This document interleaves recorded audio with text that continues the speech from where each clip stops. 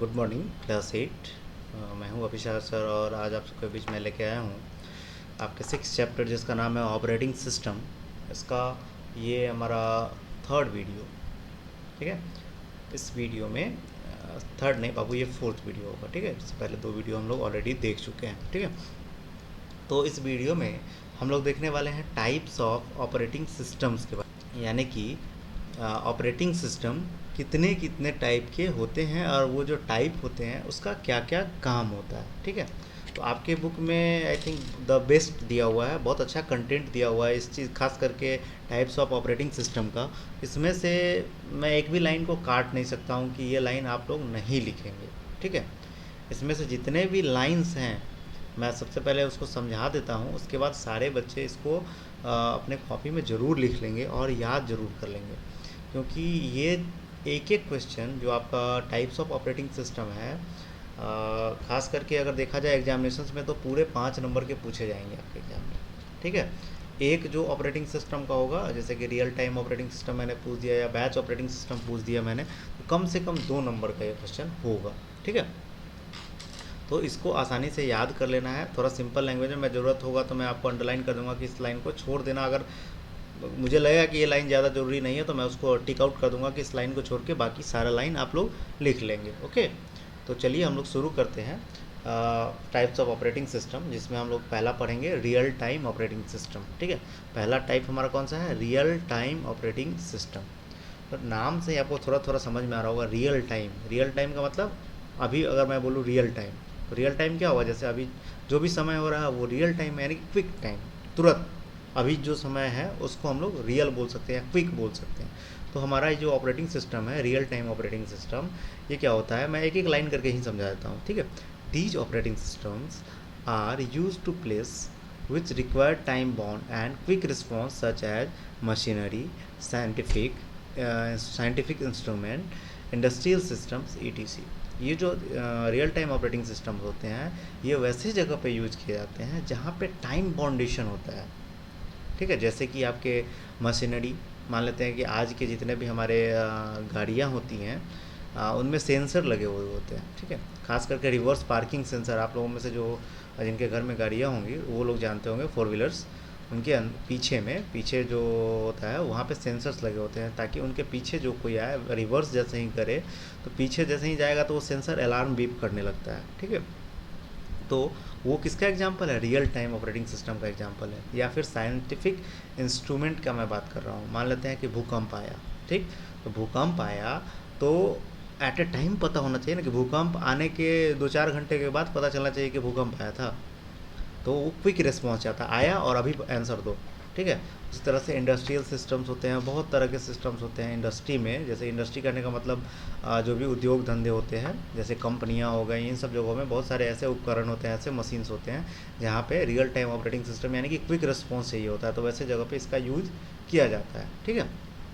अब आगे की ओर मैं बढ़ता हूँ, ठीक है। In this response time is already fixed. इस ऑपरेटिंग सिस्टम में रिस्पॉन्स टाइम ऑलरेडी फिक्स रहता है, यानी कि जैसे कि मैं आपका एग्ज़ाम लेता हूँ तो वहाँ पे कैसे रहता है कि आपको 40 मिनट या 50 मिनट के अंदर में अपना कॉपी लिख के जमा कर देना होता है। तो क्या होता है यहाँ फिक्स है, ऐसा तो नहीं है कि आपको 6 घंटे का समय दे दिया गया, 8 घंटे का समय दिया गया, अनलिमिटेड समय दे दिया गया, ऐसा नहीं होता। यहाँ पे टाइम रिस्पॉन्स फिक्स होता है, रिस्पॉन्स टाइम फिक्स होता है, जो कि आपका सेकेंड में होता है, माइक्रो सेकेंड में होता है, यानी कि सेकेंड के भी टुकड़े में होता है, मतलब आपका पलक झपके और उसका आंसर होना चाहिए, ठीक है। अब आगे की ओर देखते हैं, कॉमा के बाद means time to display the result after processing has been fixed by the processor और सीपीयू। जो मैंने बताया आपका ये रिस्पॉन्स टाइम पहले से ही फिक्स रहता है, तो ये कहाँ फिक्स रहता है? ये प्रोसेसर में पहले से ही फिक्स रहता है। सीपीयू के अंदर जो प्रोसेसर होता है वहाँ पे ऑलरेडी ये फिक्स रहता है कि आपको इसका रिजल्ट, आपको इसका रिस्पॉन्स इतने समय में दे देना है, okay. So when we specify the request, the CPU will perform the execution immediately and give the output। इसलिए जैसे ही हम लोग इसको प्रोसेस करते हैं, जैसे ही हम लोग रिक्वेस्ट करते हैं अपने CPU को, CPU इसका एग्जीक्यूशन मतलब क्विकली करता है। क्विकली भी इसके लिए छोटा सा शब्द मैं बोल रहा हूँ, ये एट ए टाइम, जैसे कि मैंने रिस्पॉन्स किया और उधर से रिजल्ट आया, ठीक है। तो ऐसे ऑपरेटिंग सिस्टम को हम लोग रियल टाइम ऑपरेटिंग सिस्टम बोलते हैं। ठीक है, इसके एग्जांपल्स क्या हो सकते हैं, मतलब कहाँ कहाँ इसको यूज़ किया जा सकता है? यूज़ किया जा सकता है इसको साइंटिफिक, जैसे कि हमारे साइंटिस्ट, आपने सुना होगा कुछ दिन पहले मंगलयान भेजा गया था, है ना, चंद्रयान भेजा गया था। तो चंद्रयान भेजने में उसको सेंड किया गया, आपने सुना होगा कि ऑर्बिटल उसका उलट गया था, ठीक है ना। तो क्या उसका रिस्पॉन्स अगर 2-4 महीने बाद आता तो क्या होता? तब तक तो सारा काम बिगड़ गया होता। तो इसका क्विक रिस्पॉन्स आया ना, जैसे ही उलट गया उसका तुरंत रिस्पॉन्स आया कि हाँ वो उलट गया है, यानी कि वो टेढ़ा हो गया। तो अगर इसका रिस्पॉन्स बाद में आता तो दिक्कत हो जाता। इस तरह से मशीन, मान लिया पार्किंग का मैंने ही बात किया था, तो पार्किंग में क्या होता है कि मान लिया गाड़ी आपके पीछे से ठुक गई, उसके बाद पता चलेगा कि नहीं आपकी गाड़ी कहीं जाके ठुक गई है, तो ऐसे दिक्कत हो जाएगा। तो जहाँ हम क्विक रिस्पॉन्स की ज़रूरत होती है वहाँ पे हम लोग रियल टाइम ऑपरेटिंग सिस्टम का यूज़ करते हैं। ठीक है, आप लोग अच्छे तरीके से समझ गए होंगे। और इस वीडियो को मैं ज़्यादा लंबा नहीं खींचूंगा, हो सके तो इसके जितने पार्ट्स हैं मैं उसको 2 पार्ट में डिवाइड कर दूंगा ताकि आप लोग अच्छे तरीके से समझ लें। ठीक है, काफ़ी इंपॉर्टेंट चीज़ है, इसलिए मैं इसको काफ़ी एक एक लाइन करके समझा रहा हूँ और छोटा छोटा करके समझा रहा हूँ। ओके, और ये जो हमारा रियल टाइम ऑपरेटिंग सिस्टम है इसमें पूरा आपको बाबू लिखना पड़ेगा, इसमें एक भी लाइन छोड़ने के लायक नहीं है। ठीक है, अगला आता है हमारा बैच ऑपरेटिंग सिस्टम। अब नाम से थोड़ा इसमें भी क्लियर लग रहा होगा आपको, बैच। हम लोग बैच का मतलब क्या होता है? बैच का मतलब होता है जैसे कि हम लोग सेक्शन बनाते हैं, सेक्शन में या फिर क्लास बनाते हैं, ऐसा करेंगे सारे बच्चे को एक साथ बैठा देंगे, फिर क्या होगा? गैदरिंग हो जाएगा। अब पता चलेगा क्लास 8 को पढ़ा रहे हैं तो क्लास 5 वाला पूछ रहा है, क्लास 5 को पढ़ा रहे हैं तो क्लास 10 वाला पूछ रहा है, तो दिक्कत हो जाएगा। काम मतलब ना हम 5 को पढ़ा पाएंगे ना 10 को पढ़ा पाएंगे। तो इस तरह के काम को पूरा करने के लिए हमारा बैच ऑपरेटिंग सिस्टम बनता है, जैसे हमारे स्कूल में बैचेज या फिर क्लासेस बनाए जाते हैं। ठीक है, उसी तरह से हमारा ये ऑपरेटिंग सिस्टम होता है। इसको मैं समझा देता हूँ लाइन बाय लाइन कर। ठीक है, the users of batch operating system do not interact with the computer directly. जो यूजर होते हैं बैच ऑपरेटिंग सिस्टम में, जैसे कि हम यूज़ करते हैं, आप यूज़ करते हैं कंप्यूटर को, तो हम लोग यूजर बोले जाएंगे। ठीक है, तो जो बैच ऑपरेटिंग सिस्टम के यूजर होते हैं वो डायरेक्ट ऑपरेटिंग सिस्टम से इंटरेक्ट नहीं करते हैं, ऑपरेटिंग सिस्टम से डायरेक्ट उसका कम्युनिकेशन नहीं होता है। ठीक है, each user prepare his job on an offline device like punch card and submit it to the computer operator. ठीक है, जितने भी यूज़र होते हैं, जैसे कि मेरे आपके जैसे जितने भी यूजर्स हैं, वो क्या करेंगे, अपने जो काम होगा उनका जो भी काम वो करते होंगे, वो अपना काम किसी ऑफलाइन डिवाइस पे करते होंगे। ऑफलाइन डिवाइस क्या हो सकता है?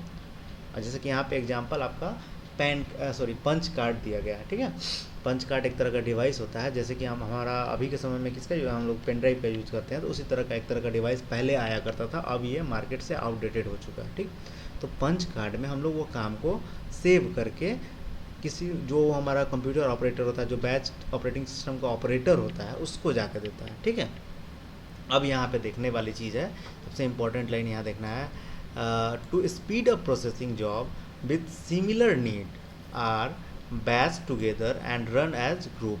अब यहाँ पे बात है, अब इसको स्पीड अप करने के लिए यानी कि फास्ट करने के लिए, कैसे कामों को, सिमिलर काम को पूरा करने के लिए हम लोग इसको एक तरह के बैच में डालते हैं और उसको एक साथ रन कराते हैं। ठीक है, अब इसका एग्जांपल हम लोग जनरल लाइफ से समझते हैं। ठीक, जनरल लाइफ में अगर मैंने बताया ही था सारे क्लास को एक साथ अगर मैं बैठा दूँ तो मुश्किल हो जाएगा। इस तरह से अगर अब मैंने देखा कि अपने स्कूल में क्या होता है कि हर एक क्लास को सेपरेटली बैठाया जाता है। ठीक, सेपरेटली रन कर रहा है, फास्ट रन कर रहा है, ऐसा नहीं है हमारे कोई टीचर खाली बैठ जाते हैं, ऐसा तो नहीं है। अब कोई टीचर क्लास 8 में अभी पढ़ा रहा है तो अगले समय में हो सकता है वो क्लास 6 में भी पढ़ाए, आपका काम भी नहीं रुक रहा है और वो टीचर भी नहीं बैठा, वो भी इंगेज्ड है। इसीलिए हम लोग उसको अलग अलग बैच में डिवाइड कर देते हैं अपने कामों को। एक बैच एक साथ रन करेगा, यानी क्लास 8 एक साथ रन करेगा, सारे सब्जेक्ट एक दिन में रन करेंगे। अगर मैं सारे चीज़ को एक साथ मिक्स कर दूँ तो क्या सारे सब्जेक्ट एक दिन में पढ़ाया जा सकता है? पॉसिबल ही नहीं है।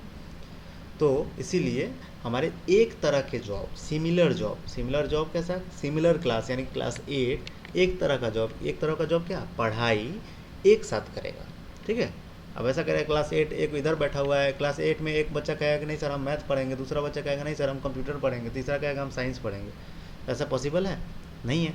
सिमिलर टास्क, एक दिन में सिमिलर टास्क करेंगे तो फास्ट तरीके से मेरा काम होगा। तो इसी तरह से हमारा ये ऑपरेटिंग सिस्टम है जो कि सिमिलर टास्क को, सिमिलर जॉब का मतलब काम, ठीक है, वो उसके नीड के हिसाब से, जो उसका जो ज़रूरत होगा उसके हिसाब से वो एक बैच में बना देता है। मान लेते हैं किसी आदमी को म्यूजिक प्ले करना है, मान लेते हैं फॉर एग्जांपल, तो हर एक आदमी का जैसे कि 10 आदमी का ग्रुप है जिसमें से 3 आदमी का मन है कि हम म्यूजिक प्ले करें, ठीक, तो वो तीनों का एक ग्रुप बना देगा।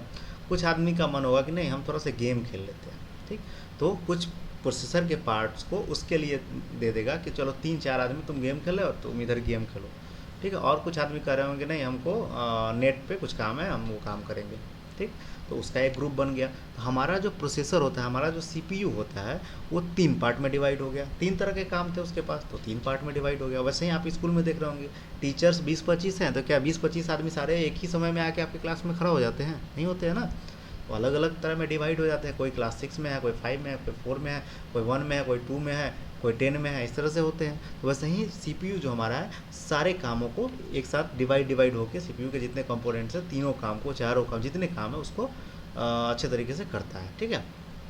अब यहाँ एक और चीज़ है, thus the programmer leave this programs with the operator. अब यहाँ पे है 10 programmers leave this program with the operator. अब जो प्रोग्रामर होते हैं इसके, वो इसको ऑपरेटर के ऊपर में इस प्रोग्राम को छोड़ देते हैं। जो ऑपरेटर होते हैं यानी कि उसको चलाने वाला भी तो कोई होगा। कंप्यूटर तो आपको पता है नॉनसेंस है, उसको कोई सेंस ही नहीं है। जब तक उसको ऑपरेट ना करेंगे तब तक वो ऑपरेट ही नहीं होगा, ठीक है।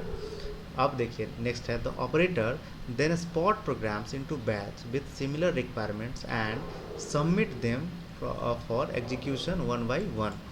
अब यहाँ पे एक चीज़ देखा गया, जो वहाँ पे आपको मैंने बताया कि बैच के रूप में काम किया जाता है। तो कंप्यूटर को कभी कभी ऐसा होता है कि समझ में ही नहीं आएगा कि कौन सा बैच किसके लिए बना है। कंप्यूटर को तो पता ही नहीं। तो सबसे पहले चीज़ मैंने आपको शुरू में ही बताया था कि computer is a nonsense device, कोई सेंस नहीं है। आप जैसे यूज़ करोगे वैसे वो काम करेगा, ठीक है।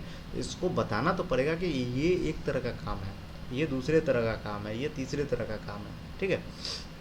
हम तो ह्यूमंस, पता है हमको। अगर मैं कंप्यूटर पढ़ा रहा हूँ तो आप लोग ऐसा थोड़ी करते होंगे कि आप मैथ पढ़ना शुरू कर देते हैं, पॉसिबल नहीं है। आप कंप्यूटर ही पढ़ेंगे ना उस समय में। तो उसी तरह से हमारा कंप्यूटर जो है, उसको एक ऑपरेटर होता है। ऑपरेटर करने का मतलब कंप्यूटर चलाने वाला। मैं बार बार ये बता दे रहा हूँ, कंफ्यूज नहीं होना है यहाँ पे, ठीक है। तो वो क्या करता है, वो एक तरह के कामों को स्पॉट करता है, यानी कि रिकग्नाइज करता है, पहचानता है, और उसको एक सिमिलर बैच में, यानी कि उसका रिक्वायरमेंट अगर सेम होगा उस काम का, तो सिमिलर बैच में उसको ऐड कर देगा और एक एक करके उसका एग्जीक्यूशन कराएगा, यानी कि उससे काम करवाएगा। एक काम मान लेते हैं कि म्यूजिक सुनने का होगा, उसको दे देगा चलो तुम म्यूजिक बजाओ। दूसरे का काम होगा गेम खेलने का, चलो तुम गेम करो। तीसरा होगा नेट सर्फिंग का, तो नेट वाला को दे, प्रोसेसर को ही दे। एक ही प्रोसेसर रहता है, ऐसा नहीं कि 3-4 प्रोसेसर रहता है। प्रोसेसर हमारे डिवाइड हो जाते हैं अलग अलग काम के लिए ऑटोमेटिक। इतना सेंस होता है हमारे कंप्यूटर, ओके। अब आते हैं डिस्ट्रीब्यूटेड ऑपरेटिंग सिस्टम। ये भी काफ़ी इंपॉर्टेंट है और इसमें भी बाबू सारे लाइन लिख लेना।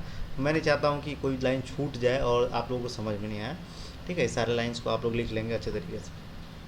अब आते हैं हम लोग डिस्ट्रीब्यूटेड ऑपरेटिंग सिस्टम में। ये भी काफ़ी इंपॉर्टेंट ऑपरेटिंग सिस्टम होता है। एक और चीज़ मैं बता दूँ बाबू, ये जो ऊपर के 2 ऑपरेटिंग सिस्टम हम लोग पढ़े हैं, हम लोग अपने लाइफ में उसका यूज नहीं करते हैं। उसके बहुत सारे ड्रॉबैक्स हैं, ठीक है, जो आप लोगों को अभी बताएंगे तो आपको समझ में नहीं आएगा, ठीक है। तो आपके क्लास के लेवल के हिसाब से बुक में बहुत अच्छा दिया गया है। बहुत सारे ड्रॉबैक्स इसके हैं, जो मैंने ऊपर में 2 बताया है, रियल टाइम ऑपरेटिंग सिस्टम और बैच ऑपरेटिंग सिस्टम। इसके बहुत सारे खूबियाँ हैं, बहुत सारे ड्रॉबैक्स हैं।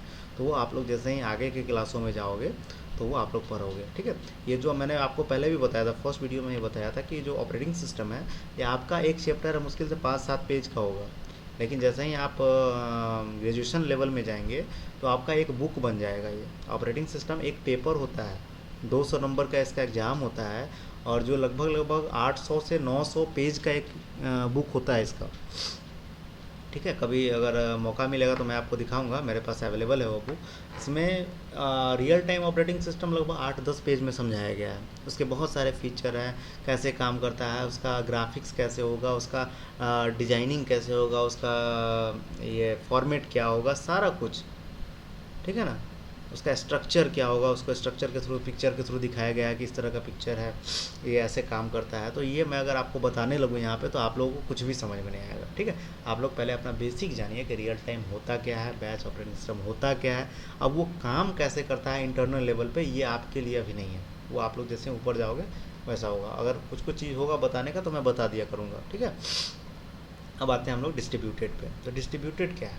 Distributed system use multiple central processors to serve multiple real-time application and multiple users. ध्यान से सुनना बाबू, मैं एक बार फिर से पढ़ता हूँ. Distributed systems use multiple central processors to serve multiple real-time applications and multiple users. समझ गए? डिस्ट्रीब्यूटेड सिस्टम्स जो होते हैं वो मल्टीपल सेंट्रल प्रोसेसर्स मतलब CPU to serve multiple real time application, यानी कि बहुत सारे रियल टाइम एप्लीकेशन. अब रियल टाइम एप्लीकेशन क्या, जैसे कि हमारा कैलकुलेटर टाइप का हो गया. कैलकुलेटर में कैलकुलेशन आज हम करेंगे तो क्या वो 3 दिन बाद रिप्लाई करेगा, है ना, तुरंत रिस्पॉन्स चाहिए ना. वैसे ही बहुत सारे कैमरा से फ़ोटो खींचे अगर हम लोग तो 3-4 दिन बाद फ़ोटो खींचा रहना चाहिए. तो कैमरा हमारा रियल टाइम एप्लीकेशन है. और मल्टीपल यूजर्स का मतलब हम भी यूज़ कर रहे हैं, आप भी यूज़ कर रहे हैं, तीसरा भी यूज़ कर रहा है, चौथा भी यूज़ कर रहा है, पाँचवा मतलब अनेकों आदमी यूज़ कर रहे हैं. ठीक है, तो मैंने पहले ही बताया कि मल्टीपल प्रोसेसर यानी मल्टीपल CPU होंगे आपके पास. ठीक है, मल्टीपल CPU होंगे, मल्टीपल एप्लीकेशंस होंगे, मल्टीपल यूजर्स होंगे. ठीक है, आगे पढ़ता हूँ और अच्छे समझ में आएगा. Data processing jobs are distributed among the processor accordingly so that one can perform each job most efficiently. अब जो डेटा प्रोसेसिंग को हम लोग दूसरे शब्दों में बोल सकते हैं जो काम, बिल्कुल इजी वर्ड में हम लोग बोलेंगे जो काम यूजर्स देंगे. मैंने बताया था मल्टीपल यूजर्स, तो मल्टीपल यूजर्स मल्टीपल काम दे सकते हैं. तो जो काम यूजर्स देंगे उसको ये प्रोसेसर, मल्टीपल प्रोसेसर है, एक प्रोसेसर को कोई और काम दे देगा, दूसरे प्रोसेसर को कोई दूसरा काम दे देगा, तीसरे प्रोसेसर को कोई तीसरा काम दे देगा. लेकिन यही बात पीछे वाले में भी था. पीछे वाला कौन सा था हमारा, बैच ऑपरेटिंग सिस्टम. लेकिन बैच ऑपरेटिंग सिस्टम में क्या था, सिर्फ एक ही प्रोसेसर होता था. लेकिन इसमें क्या है, इसमें मल्टीपल प्रोसेसर्स है, यानी कि एक से ज़्यादा प्रोसेसर है. समझ गए डिफरेंस ही दोनों के बीच में. अब हम लोग आगे देखते हैं. The processor communicate with one another through various communication line such as high speed buses and telephone line. अब यहाँ पे बसेस की जो बात हो रही है, बसेस का मतलब मैं आपको बता देना चाहता हूँ, आप लोग नहीं जानते होंगे. बसेस का मतलब होता है केबल्स, वायर्स. कंप्यूटर्स के अंदर जितने भी तार होते हैं उसको हम लोग बस बोलते हैं. ओके, अब देखते हैं ये जो अब 3-4 प्रोसेसर लगा हुआ है. अब तीनों चारों प्रोसेसर को मिल के काम करना है, तो तीनों प्रोसेसर के बीच में कनेक्शन तो होना चाहिए. तो कनेक्शन जैसे कि हम लोग के क्या होता है, एक घर में 10 कमरे होते हैं, 10 रूम्स होते हैं. तो 10 रूम के लिए अलग अलग बिजली का कनेक्शन हम लोग लेते हैं क्या, सेम कनेक्शन लेते हैं. सेम कनेक्शन से एक जगह से दूसरी जगह लाइन गया हुआ तो है, होता है ना, इलेक्ट्रिक गया होता है ना. तो उसी तरह से हमारे जो कम्युनिकेशन लेवल है दोनों तीनों प्रोसेसर के बीच का, चारों जितने भी प्रोसेसर हैं उसके बीच का कम्युनिकेशन लेवल, यानी कि कम्युनिकेशन का मतलब आपको ये नहीं समझना है कि बातचीत करना. ठीक है ना, कम्युनिकेशन का मतलब होता है डेटा शेयरिंग एंड प्रोसेसिंग. ठीक है, तो ये कैसे होता है, लाइंस के थ्रू होता है. लाइंस करने का मतलब हाई स्पीड केबल्स के थ्रू या फिर टेलीफोन लाइंस के थ्रू होता है. टेलीफोन लाइंस मैं आपको बता दूं, आप सुने होंगे बैंक्स वगैरह में गए होंगे तो सारे कंप्यूटर एक दूसरे से जुड़े हुए होते हैं. ओके, तो सारे कंप्यूटर एक दूसरे से जुड़े होते हैं, तो क्या ऐसे ही जुड़े हुए होते हैं. उसके पीछे एक केबल लगा होता है जिसको हम लोग बोलते हैं कैट केबल. ठीक है, उसको हम लोग नॉर्मल शब्दों में बोलते हैं लैन केबल. ठीक, लैन केबल से वो सारे जुड़े होते हैं. लैन केबल हमारा टेलीफोन लाइंस का एक एग्जाम्पल होता है. ओके, अब आगे पढ़ते हैं. These are referred to as loosely coupled system और distributed system. अब इस सिस्टम को हम लोग लूजली कपल्ड सिस्टम और डिस्ट्रीब्यूटेड सिस्टम बोलते हैं. ठीक है, मुझे उम्मीद है कि आप लोगों को ये चीज़ समझ में आ गया होगा, अच्छे तरीके से समझ में आया होगा, मुझे जहाँ तक अनुमान है. ठीक है, 2 ऑपरेटिंग सिस्टम और बचे हुए हैं. मैं कोशिश करता हूँ कि इस दोनों को आज ही समझा देता हूँ और जो हमारा एक ही समझाता हूँ, क्योंकि मल्टीटास्किंग ऑपरेटिंग सिस्टम है, इसको समझाने में काफ़ी समय लग जाएगा. और मैं बताऊंगा जब ये वीडियो मेरा समाप्त होने वाला होगा, मैं उसके बारे में डिस्कस कर लूँगा क्या बात है इसके बारे में. ठीक है, चलिए आते हैं मल्टी प्रोसेसर ऑपरेटिंग सिस्टम के बारे में. अब यहाँ पे देख लेते हैं. A multi processor system consist of several processor that share a common physical memory. अंतर समझिएगा, multi processor system consist of several processor that shares a common physical memory. यानी कि प्रोसेसर्स तो बहुत सारे होंगे लेकिन मेमोरी एक ही होगा, है ना. मेमोरी करने का मतलब रैम. लेकिन क्या हमारे डिस्ट्रीब्यूटेड ऑपरेटिंग सिस्टम में भी ऐसा होता है, इसमें लिखा हुआ नहीं है लेकिन मैं आपको बता देता हूँ, इसमें क्लियर थोड़ा सा ये बात नहीं लिखा गया. डिस्ट्रीब्यूटेड ऑपरेटिंग सिस्टम में जितने प्रोसेसर उतने रैम, जितने काम उतने रैम, यानी कि 5 प्रोसेसर लगे हुए हैं तो 5 रैम भी होंगे. ठीक है। 10 प्रोसेसर लगे हुए हैं, 10 रैम भी होंगे, लेकिन मल्टी प्रोसेसर ऑपरेटिंग सिस्टम में क्या होता है, ये बिल्कुल प्रोसेसर बेस्ड सिस्टम होता है, यानी कि इसमें फोकस किया गया है सिर्फ और सिर्फ प्रोसेसर के ऊपर में ही, ताकि इसका स्पीड काफ़ी ज़्यादा हाई हो पाए, प्रोसेसिंग स्पीड। ठीक है। जितने भी प्रोसेसर हैं इसमें एक ही रैम होता है मल्टी प्रोसेसर में, सारे प्रोसेसर एक ही रैम के साथ काम करते हैं। ठीक, पहला लाइन आपका यही बोलता है। ठीक है, multi processor system provides higher computing power and speed. अब यहाँ पे हायर कंप्यूटिंग पावर मिलता है और स्पीड मिलता है क्योंकि प्रोसेसर ज़्यादा है। ठीक है, प्रोसेसर ज़्यादा है तो रैम, यहाँ पे एक आपने क्वेश्चन पूछ सकते हैं आप लोग कि सर रैम तो एक ही है तो कैसे काम करता होगा, सारे मान लेते हैं 2 GB का रैम लगा देंगे तो काम करेगा? बिल्कुल नहीं बाबू, यहाँ पे 2 GB का रैम लगाया नहीं जाता है। अब मल्टी प्रोसेसर ऑपरेटिंग सिस्टम जैसा आप सोच रहे होंगे नॉर्मल जगहों पे यूज भी नहीं किया जाता, तो यहाँ पे आपको लगभग 64 GB 128 GB का रैम ही लगाया जाता है सिर्फ, ताकि हमारे जितने प्रोसेसर हैं वो उसको आसानी से काम कर पाएँ। ठीक है, इसीलिए इसको यहाँ पे लिखा हुआ multi processor system provides higher computing power and speed. Higher computing power और स्पीड यहाँ पे मिलता है। ठीक है, in multi processor systems all processors operate under single operating system which is specially design to control and manage the working of more than processor at a time. ठीक है, अब मल्टी प्रोसेसर सिस्टम में जितने भी processor हैं वो किसी न किसी ऑपरेटिंग सिस्टम के अंदर में काम करते हैं। अब जो ऑपरेटिंग सिस्टम बनाया गया है उसको इसी तरीके से डिजाइन किया गया है ताकि वो मल्टीपल प्रोसेसर्स को काम कर सके। ठीक है, मल्टीपल प्रोसेसर्स के ऊपर में काम कर सके। अब एक एक करके मैं एक काम करता हूँ, मैं ये 3 को समझा दिया हूँ, इसका मैं कुछ एग्जाम्पल बताता हूँ, ये आप लोग लिख लेंगे। ठीक है, अब ये जो हमारा रियल टाइम ऑपरेटिंग सिस्टम है ये एक तरह का लाइनेक्स बेस्ड हमारा ऑपरेटिंग सिस्टम है। लाइनेक्स के बारे में आप लोग देखे होंगे और एप्पल मैकेंटोस भी इसका डेवलपमेंट करता है। ठीक है, लेकिन ये सक्सेसफुली नहीं है, ये 100% नहीं कहा जा सकता है कि यही कंपनी इसका ये प्रोडक्शन करती है। इसके लिए साइंटिस्ट लोग होते हैं वो खुद का अपना ऑपरेटिंग सिस्टम डिज़ाइन करते हैं, मशीनरी वाले होते हैं वो खुद का ऑपरेटिंग सिस्टम डिज़ाइन करते हैं, लेकिन टेक्नोलॉजी ये रहता है। ठीक है, अब आता है batch operating system. Batch operating system का सीधा सीधा एग्जांपल है यूनिक्स ऑपरेटिंग सिस्टम। ठीक है, यूनिक्स नाम का जो ऑपरेटिंग सिस्टम है, जो मैंने आपको पिछले वीडियो में भी बताया था, लगभग पिछले नहीं, इससे एक वीडियो पहले, 1 या 2 वीडियो पहले बताया था यूनिक्स ऑपरेटिंग सिस्टम के बारे में। ये लाइनेक्स जो आया था यूनिक्स से, यूनिक्स का ही कॉन्सेप्ट है लाइनेक्स में भी। ठीक है, तो ये रेलवे स्टेशनों पे यूज किया जाता है यूनिक्स ऑपरेटिंग सिस्टम। ओके, उसके बाद आता है हमारा distributed operating system. Distributed operating system में आप लोग देखे होंगे बैंक्स, खास करके बैंक्स के बारे में बता दूं, बैंक्स में 2 तरह के ऑपरेटिंग सिस्टम यूज़ होते हैं, डिस्ट्रीब्यूटेड भी होता है और कहीं कहीं बैच ऑपरेटिंग सिस्टम का भी यूज़ किया जाता है, लेकिन अब बैच का बहुत कम यूज़ होने लगा। पहले के समय में, आज से 10 साल 12 साल पहले बैच का भी यूज़ किया जाता था। तो डिस्ट्रीब्यूटेड ऑपरेटिंग सिस्टम को बैंक में यूज़ किया जाता है और ख़ास करके इसका प्लेटफॉर्म होता है या तो यूनिक्स होगा नहीं तो लाइनेक्स होगा। ठीक है, अब आते हैं मल्टी प्रोसेसर ऑपरेटिंग सिस्टम में। मल्टी प्रोसेसर ऑपरेटिंग सिस्टम का सीधा एग्जांपल मैं बता दूं तो Windows server operating system, Windows का सर्वर टाइप का जो ऑपरेटिंग सिस्टम आता है वहाँ पे मल्टी प्रोसेसर ऑपरेटिंग सिस्टम होता है। और सर्वर ऑपरेटिंग सिस्टम हमारे लाइनेक्स भी लेके आते हैं। ठीक है, लेकिन लाइनेक्स वाले सिक्योरिटी के लिए ज़्यादा माने जाते हैं, यानी जहाँ पे सिक्योरिटी का जहाँ पे ज़रूरत होता है वहाँ लाइनेक्स का यूज़ किया जाता है। और मैकेंटोस भी लेके आते हैं, एप्पल मैकेंटोस, ठीक है, वो भी लेके आते हैं। ये तीनों कंपनियां यहाँ पे काम करती हैं, लेकिन सबसे पॉपुलर अगर सस्ते में बात किया जाए और अपने घरेलू यूज में देखा जाए, घरेलू करने का मतलब आपके लोकल में, जैसे पटना में कोई इस तरह का ऑफिस होगा वहाँ पे विंडोज़ सर्वर का यूज किया जाता है। और चौथा आता है मल्टी टास्किंग ऑपरेटिंग सिस्टम। इसके बारे में हम कल बात करेंगे, जो कि हम सभी यूज करते हैं मल्टी टास्किंग ऑपरेटिंग सिस्टम को। हम भी यूज करते हैं, आप भी यूज करते हैं, और जितने मोबाइल फ़ोन्स हैं, जितने कंप्यूटर्स हम लोगों के घर में पाए जाते हैं वो मल्टी टास्किंग ऑपरेटिंग सिस्टम के पाए जाते हैं। ठीक है, तो मिलते हैं हम लोग अगले वीडियो में।